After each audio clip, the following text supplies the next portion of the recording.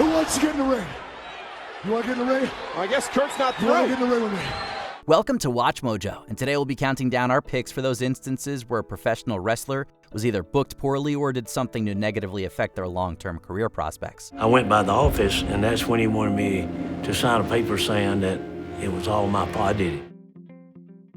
Number 10, Buff is not the stuff. Buff Bagwell. The writing felt clearly on the wall when Vince McMahon's WWE purchased former rival WCW. Not every section of their talent was going to be used going forward. Buff Daddy is in the house. Still, this episode of Monday Night Raw seemed to at least lend a little bit of prestige to Booker T's defense of WCW's World Heavyweight Championship title. Unfortunately, his opponent on this night was Buff Bagwell, a talent that even on his best days wasn't usually envisioned as a main event talent. And then just boom, the WWF champion.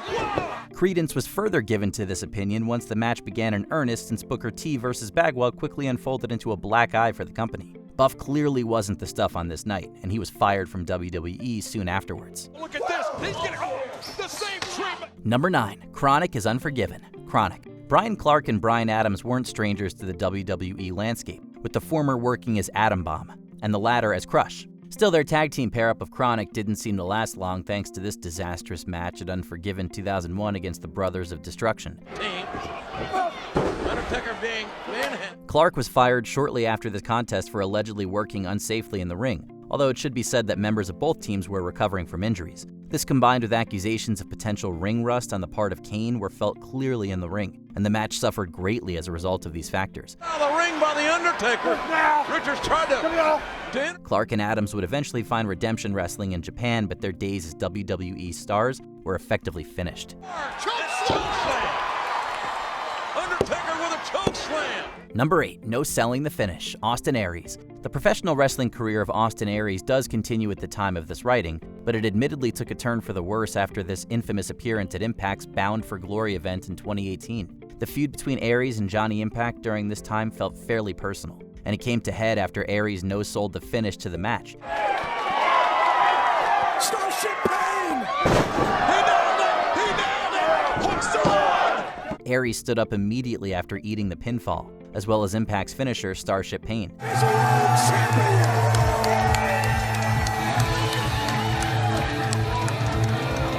The fallout from this incident saw Aries' Impact contract not being renewed, although the greatest man that ever lived transitioned over to work at places like NWA and Major League Wrestling.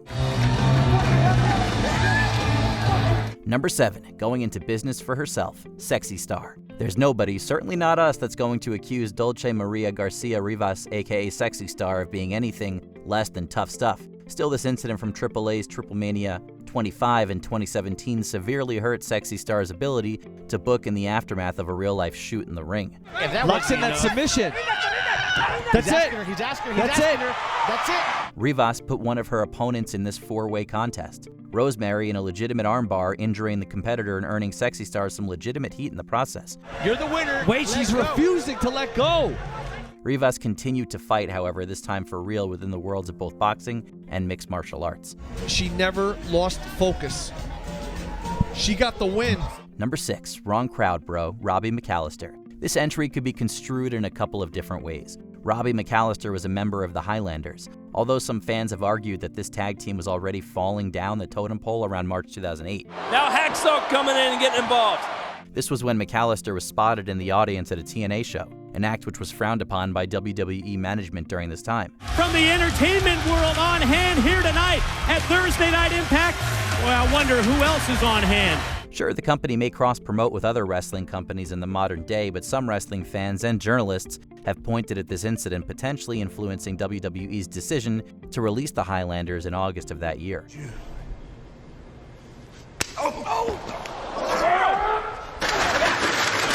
Number 5, dropping the Viper on his head, Mr. Kennedy. The career of Ken Anderson, aka Mr. Kennedy, say it right, Tony Schimmel, was one of what could have been rather than what was at the end of the day. Mr. Kennedy! Nobody will probably deny how popular and effective Mr. Kennedy was during his early days on the WWE's main roster. Still, this superstar in the making tended to work a stiff style, and this came to a head during a match with the Viper, Randy Orton. Relax there for a moment. Don't want to get overconfident because something like that could happen. A back suplex. A botched suplex resulted in an awkward landing for Orton, and it would be only days after this match when Kennedy was released by the company. Mic check by Kennedy. RKO by... Number 4, pulled over, RVD and Sabu. Rob Van Dam will always be the whole effing show, and it seemed like he was enjoying the apex of his WWE career in 2006. Van Dam made history by holding both the WWE Championship and the ECW World Heavyweight Championship during this time. But all it took was an arrest for speeding and drug possession to put an end to this main event run. Who you wrestling for? WWE. Is that right? Nobody else. The incident not only resulted in a suspension for Van Dam, but also effectively influenced WWE's decision to eventually release both RVD as well as his traveling partner Sabu. God! Wait a minute! Answer the bell! Answer the count! Number 3, Brawl for Naught, Bart Gunn. In a radical experiment, an unscripted, legitimate, prize-fighting tournament. Wrestling media just loves to talk about the Brawl for All, a real fighting tournament that was held within the WWE back in 1998. This controversial creation from former WWE writer Vince Russo was intended to be a vehicle to elevate the career of the company's legitimate tough guys, including Dr. Death Steve Williams. Unfortunately, Williams was KO'd by an unanticipated star, Bart Gunn of the Smoking Guns. Gunn would go on to win it all, but his prize was essentially to get brutalized by Butterbean in a finale from which we as a wrestling society still haven't recovered.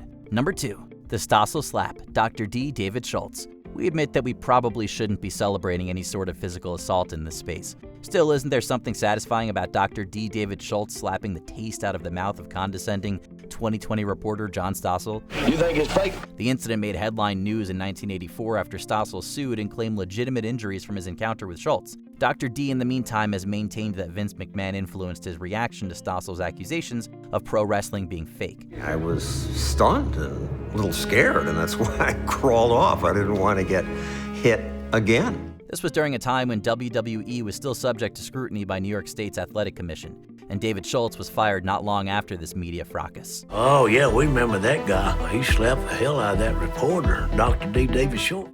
Before we continue, be sure to subscribe to our channel and ring the bell to get notified about our latest videos. You have the option to be notified for occasional videos or all of them. If you're on your phone, make sure you go into your settings and switch on notifications. Number 1, initiative is a bad thing, Daniel Puder. Maybe Daniel Puder was seeking to apologize rather than asking for permission. Or maybe this tough enough winner was simply trying to grab the brass ring by showing up a legitimate Olympic athlete. Either way, this 2004 incident between Puder and Kurt Angle became infamous for the latter almost having his arm broken by a legitimate Kimura lock. Shoulders are down, and this one is... This in-ring angle soon devolved as authorities broke up Angle and Puder before any real damage to character or body could be done. Much for the UFC. The WWE weren't finished with Puder, however, as evidenced by the ruthless beating he received in the 2005 Royal Rumble, a receipt for taking a little too much career initiative. Care to invent any alternate reality theories where these careers could have been saved? Let us know in the comments.